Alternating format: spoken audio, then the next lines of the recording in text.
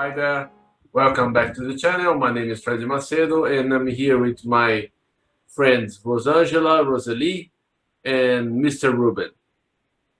Before we start, I'm gonna ask Rosangela to make our initial prayer. Please, Rosangela. Our Father, who art in heaven, hallowed be thy name.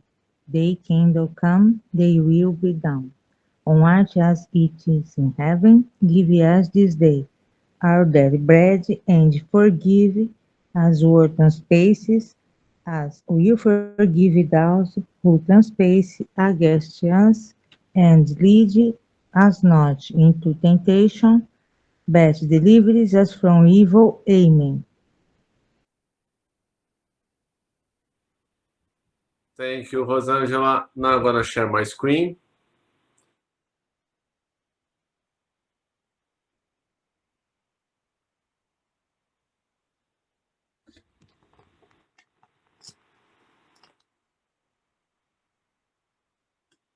The book is the Gospel according to Spiritism, the chapter.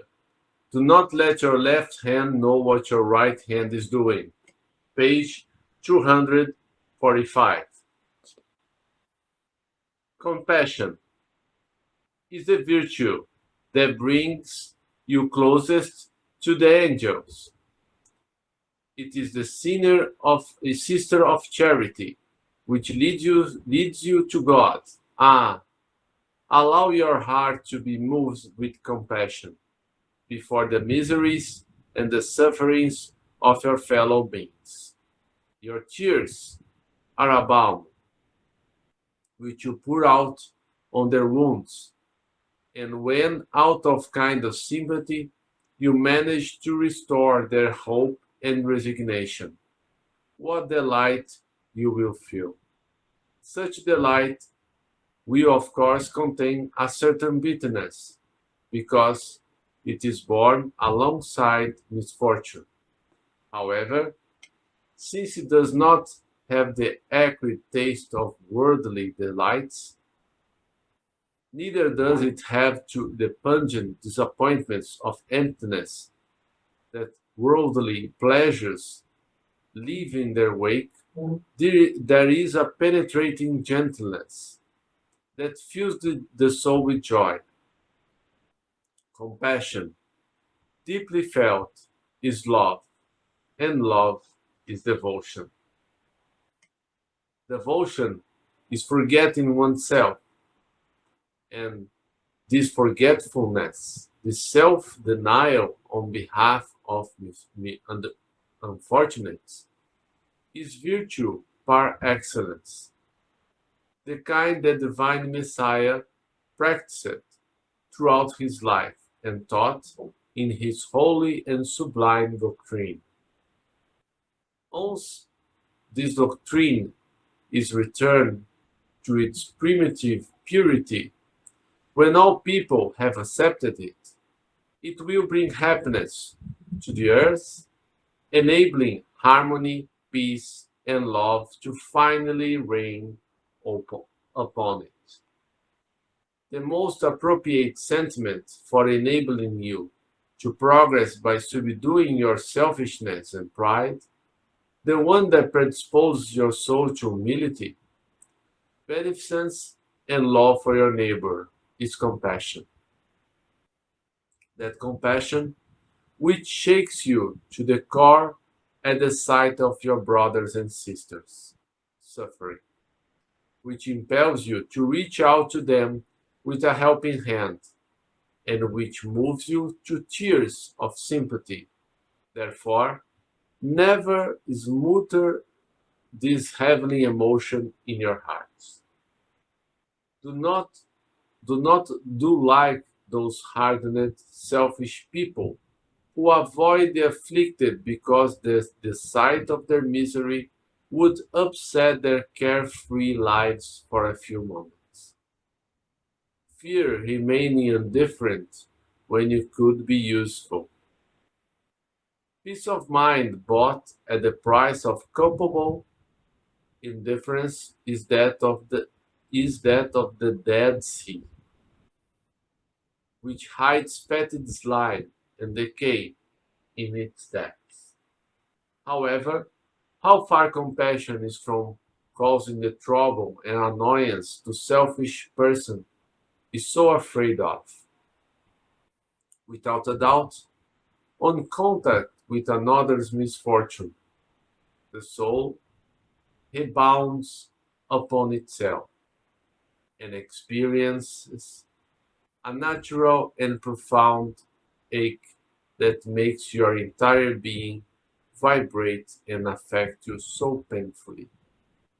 But great will be the compensation when you manage to restore courage and hope to an unfortunate brother or sister who is moved by the contact of a friendly hand, and whose eyes, moist with emotion and acknowledgement, turn to you kindly before gazing into heaven in thankfulness for having sent a consoler, a support. Compassion is the melancholic but celestial precursor of charity.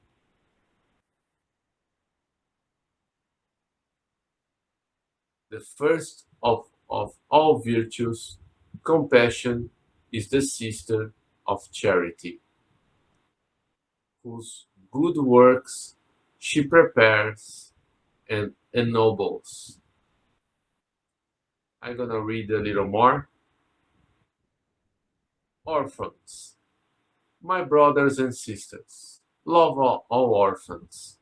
If you only knew how sad it is to be abandoned, especially in infancy, God allows there to be orphans in order to engage us to serve as their parents. Why divine charity is to help a poor abandoned child, to keep it from suffering hunger and cold, and to guide its soul so that it does not lose itself to vice. Those who reach out to an abandoned child are pleasing to God, for they understand and practice His law. Moreover, consider that many times the child you help may have been dear to you in another incarnation, another existence. And if you could remember him or her, it would no longer be charity, but an obligation. Thus, my friend, every sufferer is your brother or sister and has a right to your charity, but not the charity that wounds the heart of the alms that burn the hand in which they are deposited. For your alms are frequently quite bitter. How often these sufferers would refuse them if sickness and misery were not awaiting for them at home. So give delicately. Add to your beneficent act the most precious of all acts, a good word, a careless, a cares, a friendly smile. Avoid the patronizing tone that twists the knife in the heart that is bleeding, and remember that in doing good you are working for yourself and for your loved one.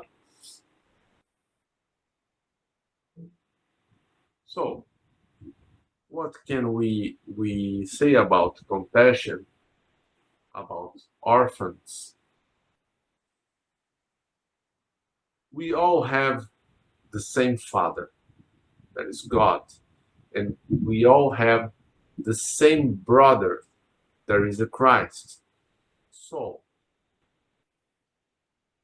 why does we always help only our loved ones when there are opportunities that summon us to do good for the ones that are not particularly our family in the world, but as the test said, when we help someone, we don't know if this person was was like family in another existence. That's why we have to pay attention to our intuitions when we are an idea presents itself to help the person. We should we should comply to it, and we should help that person. Um, I don't know if it's Chico Xavier or his mentor Emmanuel who said, when we do good, all the good doings that we perform will be our lawyers in the future. Meaning, when we help someone, this person isn't alone by itself. There are spirits, carrying spirits for the soul that are trying to help them. And sometimes we are the only one, the last resort a spirit have for us to help his loved one. And when we help someone, let's let's make an hypothesis, an example. I help someone that lives on the street, and this person has a disincarnated grandparent, grandmother that takes care of him.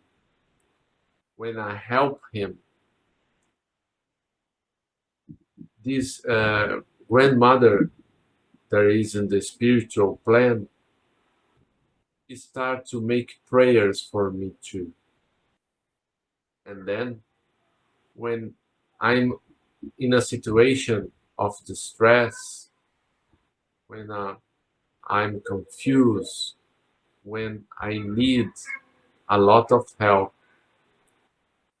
the prayer she says from her heart for me can open doors, possibilities I didn't have previously. So doing doing good is not just about the person we help. The most help we receive is to us, because when we do need assistance, this assistance will come very strongly because we have merit to be assisted. Everyone is assisted, but when you help, you get you get more spirits to help you. And consistently, when you help someone, and we all have our obsessors, the enemies of our previous lives that follow us, they start to acknowledge that we are not the same persons that took their money, took their possessions 200 years ago. They start to realize that we are making an effort to change ourselves. And this is very important because they start to question their will to hurt us. And they are like saying, uh, this guy that helped that man wasn't the same that hurt me a long time ago. I have to move on. And then they start to be helped also by the good spirits that are just waiting a change of heart in them. So, doing good is not just about helping others and receiving help ourselves. It's just about the good feeling that we feel. And this is the true happiness that we can achieve.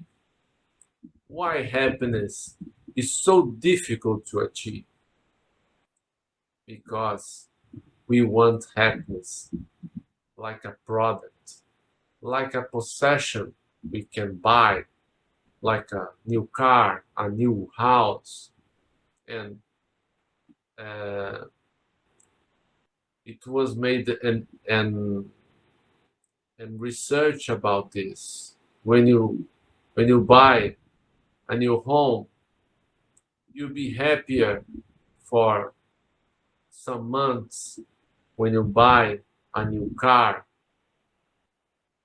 you you feel happiness about your achievement.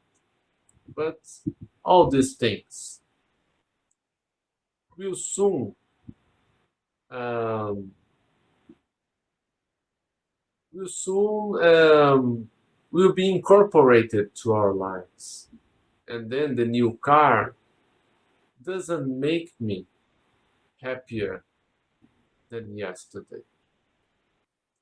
So happiness is a sub-product of doing good, of charity, of compassion. That's why we are built for loving. We are built to help others. This is the only way for us to be truly happy. All the other things are sensations. That's what I have for us tonight. I appreciate all those who watch our gospels. I thank the Lord and Jesus and the good spirits that were here.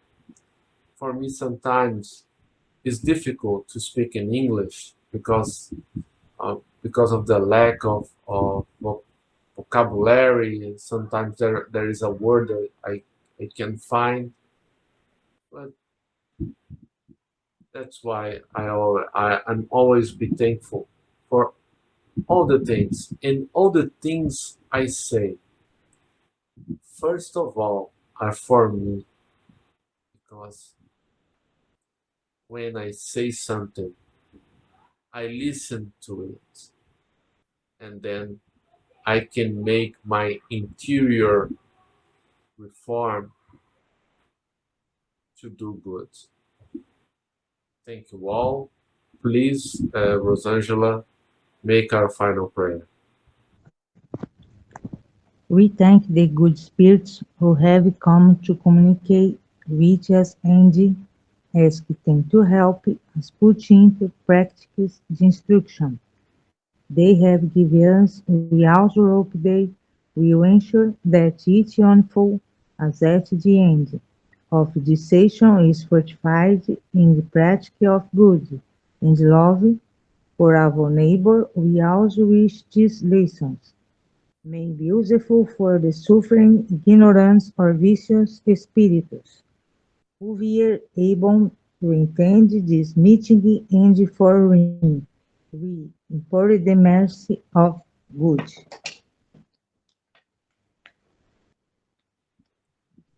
Good night, everyone. Have a God good day. bless you all. Right. Good evening. Thank you.